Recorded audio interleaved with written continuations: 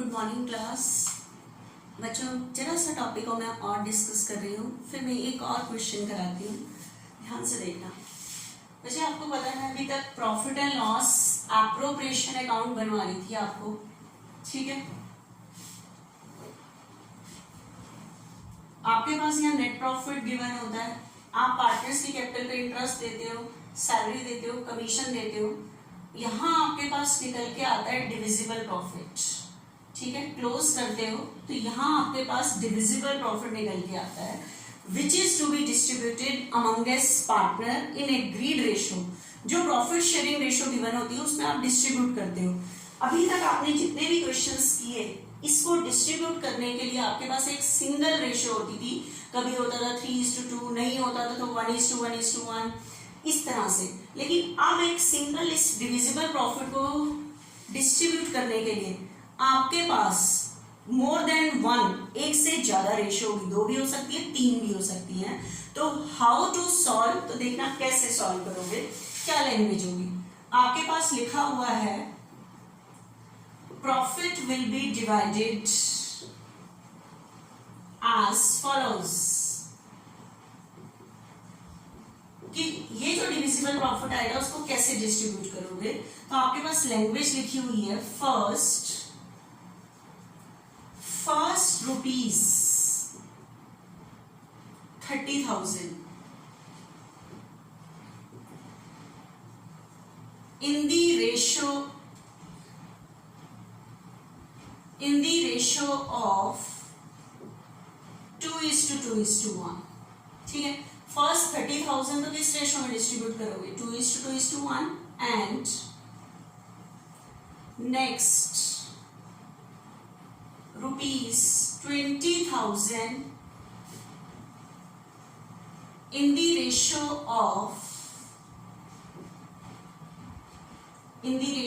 of 5:3:2, ठीक है। Next 20,000, 140 में से फर्स्ट 30,000 तो इस रेशो में डिस्ट्रीब्यूट करोगे, नेक्स्ट 20,000 इस रेशो में। तो बताओ 140 में से 50 के लिए तो उसने बता दिया, जो बाकी बचे 90,000, ठीक है।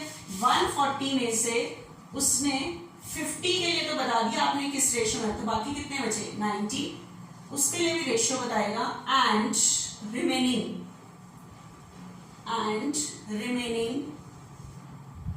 will be distributed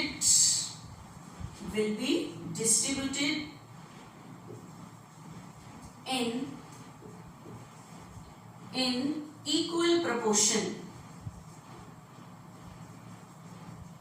remaining equal ratio में डिस्ट्रीब्यूट होगा। तो अब इसकी कैलकुलेशन आप कैसे करोगे, ये सारा काम आपका वर्किंग नोट में आएगा। देखो इसका वर्किंग नोट आप कैसे बनाओगे वो ध्यान से समझना, आपने इसका वर्किंग नोट कैसे बनाना है, ठीक है। देखना सबसे पहले जो आपने वर्किंग नोट बनाना है, ठीक है, कैसे सॉल्व करना है आपने इसका working notes. First ₹30,000 in the ratio of 2:2:1, ठीक है। तो ए के पास कितना आएगा, अगर पार्टनर 3 है तो 30,000 का कितना बचे 2/5, दैट मीन्स 12,000। 30,000 का कितना 2/5, 12,000, ठीक है। सी का 30,000 का कितना बचे 1/5, 6,000, ठीक है। मतलब फर्स्ट 30 में से ए को इतना मिलेगा, बी को इतना मिलेगा, सी को इतना मिलेगा। उसके बाद बचे ये तो फर्स्ट हो गया। Second, next ₹20,000 in the ratio of 5:3:2, ठीक है। देखना ए बी सी, तो 20,000 का बचे कितना 5/10, 10,000। 20,000 का बचे कितना 3/10, 6,000, ठीक है। उसके बाद सी का कितना 20,000 का बचे कितना 2/10, 4000, ठीक है। अब देखना ध्यान से,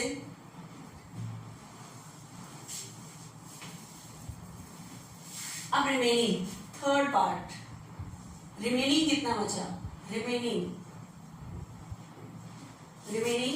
आपके पास टोटल डिविजिबल प्रॉफिट था 140, 50 आपने डिवाइड कर दिया, ठीक है, तो बाकी आपके पास कितना रह गया 90,000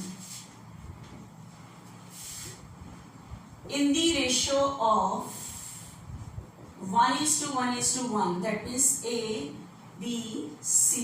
तो 90 बचे हैं, 1:1:1, दैट मीन्स 1/3, तो 30 A के पास, 30 B के पास और 30 C। तो ओवरऑल बताओ A के पास कितने पहुंचे, A के पास यहां से कितने पहुंचे थे 12, दूसरे केस में बताओ A के पास कितने पहुंचे थे 10, और तीसरे केस में बताओ A के पास कितने पहुंचे थे 30, ठीक है। तो A के पास बचे टोटल कितने पहुंचे 52, 30, 40, 52। ऐसे ही B का कैलकुलेट करो, B के पास फर्स्ट केस में कितने पहुंचे थे 12, सेकंड केस में कितने पहुंचे थे 6, फिर नेक्स्ट केस में कितने पहुंचे थे 30, तो 12 और 6 18, तो टोटल इसके पास कितने पहुंचे 48। ऐसे ही किसका कैलकुलेट करोगे बच्चे, C का। C के पास फर्स्ट टाइम पहुंचे थे 6000, दूसरे केस में पहुंचे थे 4000, थर्ड केस में पहुंचे थे 30, तो टोटल इसके पास कितने कैलकुलेट 40,000, ठीक है। तो टोटल बच्चे इसके पास पहुंच रहे हैं, इसके पास टोटल 40,000 पहुंच रहे हैं, ठीक है। तो इस तरह से आपको डिविजिबल प्रॉफिट की रेशियो अगर है तो उसका आपको वर्किंग नोट बनाना है, उसके अकॉर्डिंग ही आपको कैलकुलेट करना है, ठीक है। तो मेरे ख्याल से ये चीज क्लियर होगी। तो नेक्स्ट क्वेश्चन में बच्चे यही चीज है जो आपको सॉल्व करनी पड़ेगी, ठीक है। तो इसका वर्किंग नोट बनाना और उसके अकॉर्डिंग यहाँ पे सॉल्व कर लेना।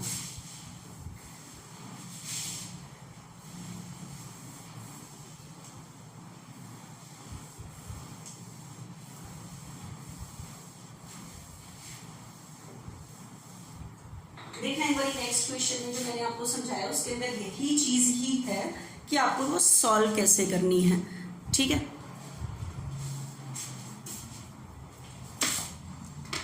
देखना 12th इलस्ट्रेशन में हम आ रहे हैं।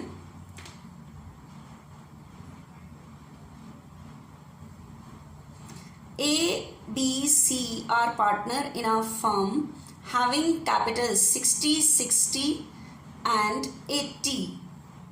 कहीं नहीं कहा बिजनेस स्टार्ट किया, तो ये इनकी कैपिटल के बैलेंस हैं।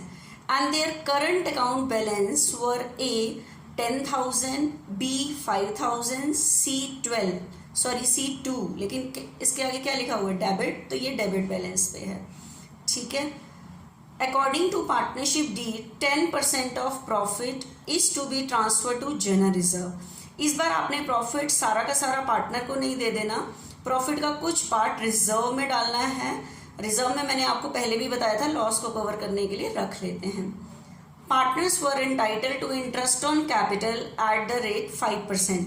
ध्यान रखना कैपिटल पे कितना इंटरेस्ट कह रहा है, सिर्फ कैपिटल पे कह रहा है, करंट अकाउंट के बैलेंस में नहीं कह रहा, 5%। C being a working partner, C working partner है, is entitled to salary 12,000 per annum। ध्यान रखना सैलरी वर्किंग पार्टनर को मिलती है, नॉन वर्किंग को नहीं मिलती, जो काम करता है उसकी को मिलती है। The profit were to be divided as follows, first ₹20,000 in the proportion of capital. कह रहा है फर्स्ट 20,000 जो डिस्ट्रीब्यूट होने हैं ना वो कैपिटल की रेशियो में, प्रोपोर्शन होता है रेशियो, तो कैपिटल को काट के जो रेशियो बनती है, कैपिटल है ऊपर 60, 60, 80, तो इसको काट के रेशियो बनेगी 3:3:4, ठीक है। कैपिटल प्रोपोर्शन होती है जो कैपिटल को काट के बचती है। Next 30,000 in the ratio of 5:3:2, remaining were to be share equally. आपके पास आगे जो बैलेंस थे वो बैलेंस हमेशा आपको ओपनिंग डेट के गिवन होते हैं। The firm made a profit 180 for the year ending 31 मार्च 2019। इसके बाद इसका मतलब ये जो कैपिटल और करंट के बैलेंस थे वो 1 अप्रैल 2018 के थे, ठीक है। Before charging any of above item, कुछ भी चार्ज करने से पहले वाला प्रॉफिट है। Prepare profit and loss appropriation account, pass journal entry for the apportionment of profit. बच्चे सारी एंट्री करने को नहीं कह रहा, अपोर्शनमेंट होता है डिस्ट्रीब्यूशन ऑफ प्रॉफिट, प्रॉफिट को डिस्ट्रीब्यूट करने की एंट्री, मतलब डिविजिबल प्रॉफिट वाली एंट्री आपको करनी है। बस एक एप्रोप्रिएशन अकाउंट बनाना है और प्रॉफिट को डिवाइड करने की एंट्री करनी है। जो डिविजिबल प्रॉफिट आता है सिर्फ उसकी एंट्री करके बतानी है, ठीक है। तो देखना है इस क्वेश्चन को आप कैसे सॉल्व करोगे।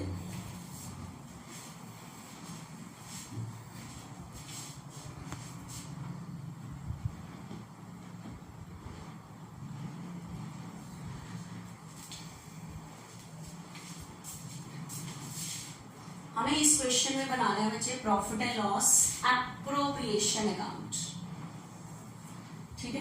कौन सा अकाउंट मेंटेन करना है? Profit and loss appropriation account. Profit and loss appropriation account for the year ending 31 मार्च 2019। इस ईयर एंड का आपको बनाना है profit and loss appropriation account, ठीक है। इस ईयर एंड के लिए बनाना है आपको, ठीक है। ध्यान से समझना बच्चे, आपको पता है पार्टनर्स कैपिटल अकाउंट बनाने को नहीं कहा इस क्वेश्चन में, तो नहीं बनाएंगे। तो मैं जैसे मैंने लैंग्वेज पढ़ी थी उसके अकॉर्डिंग आपको बता रही हूँ। A, B, C were partner in a firm having capital 60, 60, 80। तो कैपिटल का बैलेंस तो कैपिटल अकाउंट में लिखते हैं, कैपिटल अकाउंट बनाना ही नहीं है। उसके बाद क्वेश्चन में आपको करंट अकाउंट के बैलेंस गिवन है, करंट अकाउंट भी नहीं बनाना, तो वो लाइन भी गई मेरी। लाइन से पढ़ते जाओ और फैक्ट डालते रहो अकॉर्डिंग टू पार्टनरशिप डीड। और आपको पता है वो बैलेंस लिखने के बाद मुझे सबसे पहले यहाँ प्रॉफिट चाहिए होता है। तो आपके पास क्वेश्चन में साल के एंड का प्रॉफिट गिवन है 180। ट्रांसफर करने की entry profit and loss account debit to profit and loss appropriation. तो एप्रोप्रिएशन के क्रेडिट में आप यहाँ पे लिख दोगे 180। अब लाइन से पढ़ते जाना। 10% of profit is to be transfer to general reserve. आप बताओ ये सारा का सारा प्रॉफिट अगर मैंने पार्टनर को दे दिया तो लॉस को कवर करने के लिए पैसे कहाँ से आएंगे? तो इसलिए कई बार क्वेश्चन में कहा होता है प्रॉफिट का इतना पार्ट ट्रांसफर कर दो। तो ट्रांसफर करेंगे तो ये डिक्रीज होगी, ठीक है। आपको पता है इसकी एंट्री क्या बनती है? प्रॉफिट का क्रेडिट बैलेंस। कुछ पार्ट ट्रांसफर करूंगी तो प्रॉफिट कम हो जाएगा, ठीक है। तो एंट्री बनती है बच्चे मेरी profit and loss appropriation account debit to general reserve. Appropriation का प्रॉफिट कहीं ट्रांसफर कर दिया, ये क्यों डेबिट हुआ है? क्योंकि क्रेडिट था। अगर मैंने कुछ कहीं और ट्रांसफर किया तो ये डिक्रीज हो गया, कहाँ चला गया? जनरल रिजर्व में, ठीक है। तो एप्रोप्रिएशन के डेबिट में मैंने क्या लिखा? जनरल रिजर्व 18,000 वहां ट्रांसफर हो गया। आगे बढ़ना। Partners were entitled interest on capital 5%। Capital में कितना इंटरेस्ट है? 5%। तो कैपिटल है पहले की 60,000, 60 पे 5% 3, दूसरे की कैपिटल 60, 60 पे 5% 3, उसकी कैपिटल तीसरे की है 80, 80 पे 5% 4। कैपिटल अमाउंट तो बनाना नहीं है, तो पार्टनर से रिलेटेड एक्सपेंडिचर दूसरी बार यहाँ आते हैं। To interest on capital. किस किस को इंटरेस्ट देना है? ए, बी, सी। 3 और 4, ठीक है। 10,000 ये मैंने इंटरेस्ट दे दिया। उसके बाद बचे लाइन लिखी हुई है सैलरी वाली कि हमने पार्टनर को क्या देनी है? सैलरी देनी है, ठीक है। लाइन से पढ़ते जाओ, देते जाओ। C being a working partner was also entitled to salary 12,000 per month. B को सैलरी मिल रही है, सिर्फ सैलरी कौन से पार्टनर को मिल रही है? सी को बचे, ठीक है। सी की 12,000 पर एनम लिखी हुई है। आगे चलो। The profit were to be divided as follows. Profit कैसे कैसे डिवाइड होना है वो देखो। आगे कुछ लाइन नहीं है और कोई क्वेश्चन में है ही नहीं, तो क्लोज करो एक बारी। 180 में से 12, 20, 40 लेस करो 140। अब आपके पास ये निकल के आया बच्चे डिविजिबल प्रॉफिट। और क्वेश्चन में करंट अकाउंट का बैलेंस था, इसका मतलब कैपिटल फिक्स थी तो प्रॉफिट ये करंट अकाउंट में जाना है। तो लैंग्वेज ध्यान रखना, profit transfer to partners current account. किसके current account? A, B, C. लेकिन इस डिविजिबल प्रॉफिट को डिस्ट्रीब्यूट करने के लिए आपके पास एक सिंगल प्रोपोर्शन ना होके 3 रेशियोज हैं, तो उसका आपको क्या बनाना पड़ेगा, वर्किंग नोट बनाना पड़ेगा। वो यहाँ टोटल लिख देना बस आप, ठीक है। तो अभी मैंने आपको वर्किंग नोट बताया था कि कैसे बनाना है, ध्यान से देखना है भाई। वर्किंग नोट उसने बोला है फर्स्ट रुपीस कितने, 20,000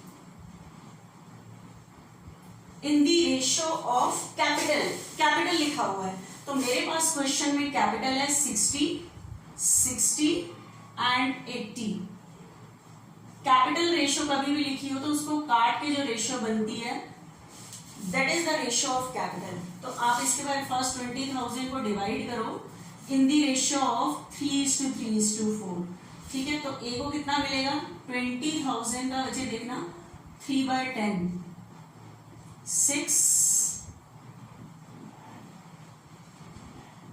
3/10 6 और 20 4/10 8।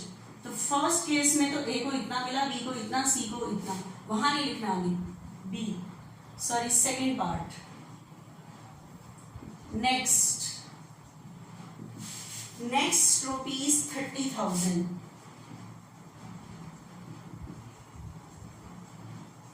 in the ratio of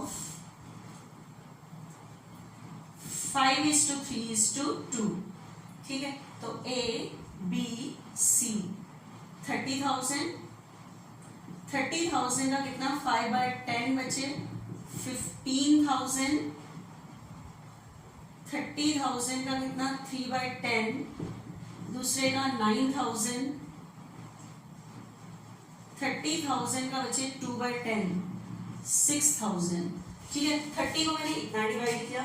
उसके बाद एक बार और देखना जरा सा और कैसे करना है। उसके बाद उसने कहा है रिमेनिंग, ये वर्किंग नोट चल रहा है, वो एप्रोप्रिएशन का बस ये डिवाइड करना है, ठीक है। तो रिमेनिंग बताओ कैसे निकालोगे। आपके पास डिविजिबल प्रॉफिट टोटल 140 था, 20 डिवाइड कर दिया, 30 डिवाइड कर दिया, मतलब 140 में से आपने 20 और 30 की रेशियो थी उनको तो डिवाइड कर दिया, तो बाकी आपके पास रिमेनिंग कितना रह गया 90 इन दी रेशियो ऑफ इक्वल कह रहा है, दैट मीन्स 1:1, ठीक है। Share in the ratio of 1:1, तो A B C, तो 90,000 का बचे कितना 1/3, 30,000 A का, सेम 30,000 B का और 30,000 C का। अब ध्यान से देखना मैं कैसे लिख रही हूँ यहाँ पे A B C का आपने कैसे एप्रोप्रिएशन में लिखना है। यहाँ पे A B C, A को बताओ फर्स्ट केस में कितने मिले हैं 6, दूसरे केस में कितने मिले हैं 15, तीसरे केस में कितने मिले हैं 30, ठीक है। तो बताओ टोटल इसके पास कितने पहुंचे हैं 30, 45 और 6, तो टोटल कितने पहुंचे 51, ठीक है। उसके बाद B के पास टोटल कितने पहुंच रहे हैं 6, इस केस में कितने पहुंच रहे हैं 9, इस केस में कितने पहुंच रहे हैं 39 एंड टोटल इज 45। उसके बाद नेक्स्ट केस में इसके पास पहुंच रहे थे 8, दूसरे केस में इसके पास पहुंच रहे थे 6, थर्ड केस में इसके पास पहुंच रहे थे 30, 36 और 8 44, तो 51, 45 और 44, मतलब इस एक सिंगल प्रॉफिट को डिस्ट्रीब्यूट करने के लिए आपके पास टोटल कितनी रेशियो थी 3, उसका वर्किंग नोट बनाया, तो 3 रेशियो में अलग अलग करके डिवाइड किया। तो इस क्वेश्चन में आपके पास उसने कहा था prepare profit and loss appropriation account and pass journal entry for the apportionment of profit. ये जो प्रॉफिट निकला है इसको डिवाइड करने की सिर्फ एक एंट्री करो। तो बताओ ये प्रॉफिट किसको दोगे, पार्टनर्स को। इस बार कैपिटल फिक्स्ड है, तो कैसे पता लगा फिक्स है? करंट अकाउंट के बैलेंस से। ठीक है, तो प्रॉफिट हम करंट अकाउंट में देंगे। तो आपको जर्नल का फॉर्मेट बनाना है। ठीक है, उसके अंदर आपको एंट्री करके दिखानी है। बांटने की बताओ क्या एंट्री करते हो? Profit and loss appropriation account debit to A's current account to B's current account to C's current account। कितना प्रॉफिट निकला था? 140। और कितना? 51 इसके पास है, 45 इसके पास, 44 इसके पास। डोनेशन लिख देना, profit transfer to partners current account in agreed ratio, कि जो उनकी एग्रीमेंट की रेशियो थी उसी रेशियो में हमने डिवाइड कर दिया। ठीक है, तो ये आपके पास ये नेक्स्ट क्वेश्चन हो गया। उसके बाद एक सम और बता रही हूँ बच्चे मैं आपको, वो ध्यान से समझना है सबने। उसको मैं सॉल्व नहीं करके बताऊंगी, आपने उसको खुद सॉल्व करना है, देखना ध्यान से।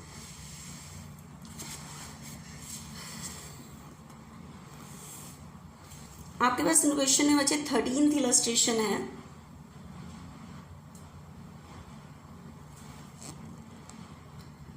The partnership agreement of Manish and Girish that profit will be shared equally, profit equally distribute होना है। Manish will be allowed a salary 400 per month, Manish को इतनी सैलरी देनी है तो 48। Girish who manages the sale department, Girish जो सेल डिपार्टमेंट को मैनेज करता है, विल अलाउड अ कमीशन, उसे क्या मिलना है? कमीशन। तो कमीशन देना आप इसको, equal to 10% of net profit, net profit का 10%। तो जो एप्रोप्रिएशन में सबसे पहले प्रॉफिट लिखते हो उसका 10%, लेकिन चेक कर लो क्या कह रहा है। नेट प्रॉफिट कौन सा यूज करना है? After charging Manish salary, Manish की सैलरी लेस करने के बाद वाला। तो नेट प्रॉफिट में से मनीष की सैलरी पहले लेस करना, उसके बाद 10% निकालना। 7% interest allowed on partners fix capital, partner की कैपिटल पे कितना इंटरेस्ट है? 7% प्लस कैपिटल के साथ लिखा हुआ है fix, that means you have to maintain 2 accounts related to partner if given, कि अगर कहा होगा तो पार्टनर से रिलेटेड 2 अकाउंट बनेंगे, पार्टनर्स कैपिटल और करंट, क्योंकि कैपिटल के साथ फिक्स लिखा हुआ है। 5% interest charge on partners annual drawing, partner की ड्राइंग पे कितना इंटरेस्ट है बच्चे? 5% इंटरेस्ट है।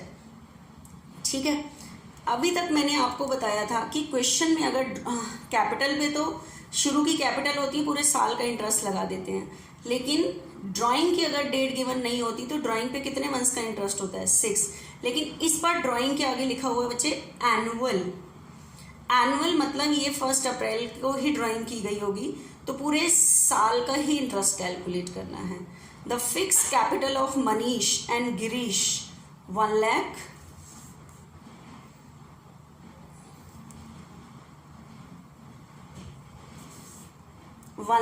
and 80,000 respectively. मनीष और गिरीश की कैपिटल 1 लाख और 80 गिवन है, एंड देयर एनुअल ड्राइंग, देखो क्लियर लिखा हुआ है ड्राइंग के आगे एनुअल, तो अब ये नहीं कहोगे ड्राइंग की डेट गिवन नहीं है तो 6 मंथ्स का, इसके ऊपर आप पूरे साल का ही निकालोगे तो ड्राइंग के साथ एनुअल लिखा होगा, इसका मतलब पूरे साल की है ये। ठीक है, 60 and 40 respectively. The net profit for the year ending 31 मार्च 2019, कितना प्रॉफिट गिवन है आपको बच्चे? 40,000। Prepare firm profit and loss appropriation account, तो आपको कौन सा अकाउंट मेंटेन करना है? Profit and loss appropriation account. Partners capital और पार्टनर्स करंट अकाउंट बनाने को नहीं कहा, तो आपको पार्टनर्स कैपिटल और पार्टनर्स करंट अकाउंट बनाने की नीड नहीं है। ठीक है, तो देखना 5 मिनट्स में मैं आपको बस एक बार ये बताती हूँ कि हाउ टू सॉल्व।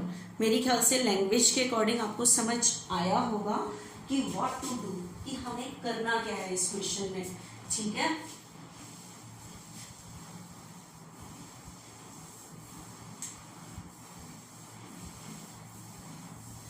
सिर्फ एप्रोप्रिएशन, पार्टनर्स कैपिटल बनाने को, करंट अकाउंट बनाने को नहीं कहा, तो सिर्फ उतना काम करना है जितना हमें करने को कहा है उसने। तो profit and loss appropriation account बनाने को कहा है, तो हम profit and loss appropriation account ही बनाएंगे सिर्फ।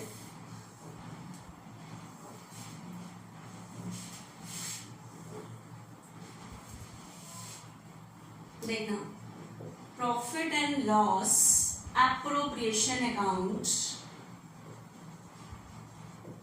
For the year ending 31st March 2019। Sum को स्टार्ट करने के लिए मुझे सबसे पहले प्रॉफिट चाहिए होता है 40 है, और उसने कुछ नहीं कहा कि इसमें से कुछ लेस हो चुका है, तो पहले वाला ही है। तो profit and loss account debit to profit and loss appropriation, तो एप्रोप्रिएशन के क्रेडिट में मैंने बाय प्रॉफिट एंड लॉस लिख दिया। अब एक बार लिखने के बाद लाइन से पढ़ो, प्रॉफिट निकलेगा तभी इक्वली डिस्ट्रीब्यूट होगा। Manish we allowed a salary, Manish को क्या देनी है, सैलरी, सैलरी। मनीष की सैलरी है बच्चे 400 पर मंथ, तो पूरे साल की हो जाएगी 48, क्योंकि इसमें हमें पूरे साल के लिखने होते हैं। उसके बाद क्या है, Girish who manages the sale department will allowed a commission, Girish जो पार्टनर है हमने उसको कमीशन देना है, गिरीश को, ठीक है। 10% ऑफ नेट प्रॉफिट, अब बताओ नेट प्रॉफिट कितना है, 40, ठीक है। ये वर्किंग नोट में आपने लिखना है, कमीशन की कैलकुलेशन है, कमीशन, ठीक है। Net profit 10% of net profit, तो नेट प्रॉफिट बताओ मेरे पास कितना है, 40, लेकिन खाली नेट प्रॉफिट कहता था 40 का 10%, लेकिन कह रहे हैं नेट प्रॉफिट कौन सा, after charging, after allowing Manish salary, Manish की सैलरी देने के बाद वाला। तो बताओ मनीष की सैलरी, सैलरी कितनी है 48, तो आपके पास आ गया 35,200, तो मनीष की सैलरी देने के बाद वाला नेट प्रॉफिट है उसका 10%, ठीक है। तो 3520, तो इसको आपने जो कमीशन देना है वो देना है 3520, ठीक है। तो 3520 ये आपने कमीशन दे दिया कैलकुलेट करके। उसके बाद उसने आगे लिखा है 7% interest will be allowed on partners capital, partner की कैपिटल में क्या देना है, इंटरेस्ट, इंटरेस्ट ऑन कैपिटल। तो पार्टनर के नाम है बच्चे मनीष एंड गिरीश,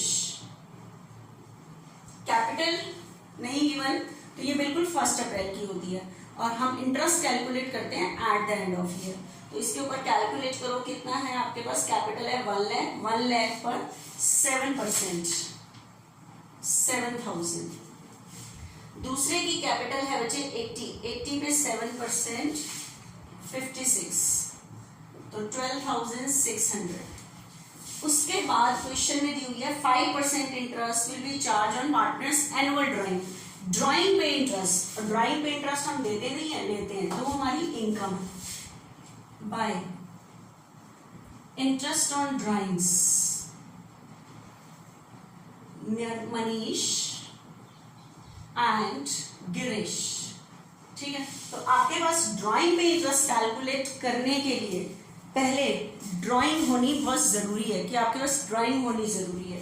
तो आपके पास क्वेश्चन में ड्राइंग्स जो गिवन है वो मनीष की गिवन है बच्चे, मनीष की जो ड्राइंग्स है वो 16,000 है, और गिरीश की जो ड्राइंग गिवन है वो 14,000 गिवन है।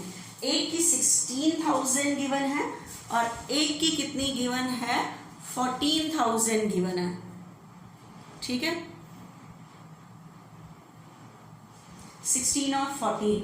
अब बच्चे मैंने आपको बताया था कि ये जो ड्राइंग गिवन है इनकी डेट गिवन नहीं है, ये कब हुई है, और इंटरेस्ट हम साल के एंड में देते हैं। तो अगर डेट गिवन नहीं है तो 6 मंथ्स का इंटरेस्ट होता है ड्राइंग पे, लेकिन इस बार क्वेश्चन में ड्राइंग के आगे लिखा हुआ है एनुअल, तो इसलिए पूरे साल का लगा रहे हैं। तो interest on drawings, interest on drawings Manish की एंड गिरीश 16,000। इंटरेस्ट की रेट है बच्चे 5%, ठीक है, 800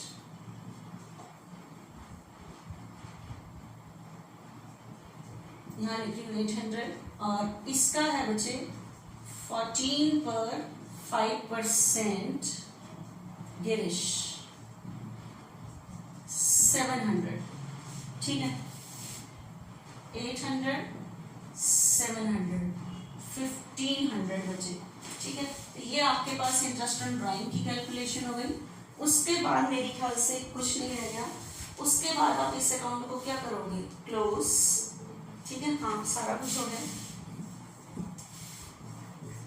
41,500, 41,500 इसमें से ये पार्टनर से रिलेटेड एक्सपेंसेस क्या करोगे, लेस करोगे, तो आपके पास डिविजिबल प्रॉफिट आ रहा है 20,580। तो to profit transfer to partners current account, Manish and Girish, equal proportion क्या है, 1:1, तो 1:1 में कर दो 10,290, 10,290। पार्टनर्स कैपिटल करंट अकाउंट बनाने को नहीं कहा, तो मेरी ख्याल से मैंने एक एक चीज आपको बता रही हूँ इस टॉपिक से रिलेटेड, सारी मैं एक एक इलस्ट्रेशन देखो अभी भी करा रही हूँ।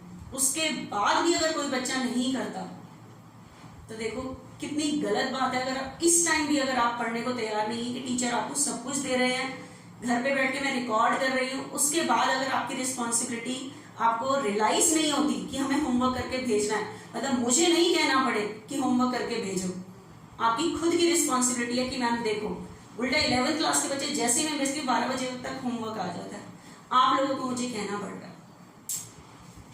थैंक यू बच्चा।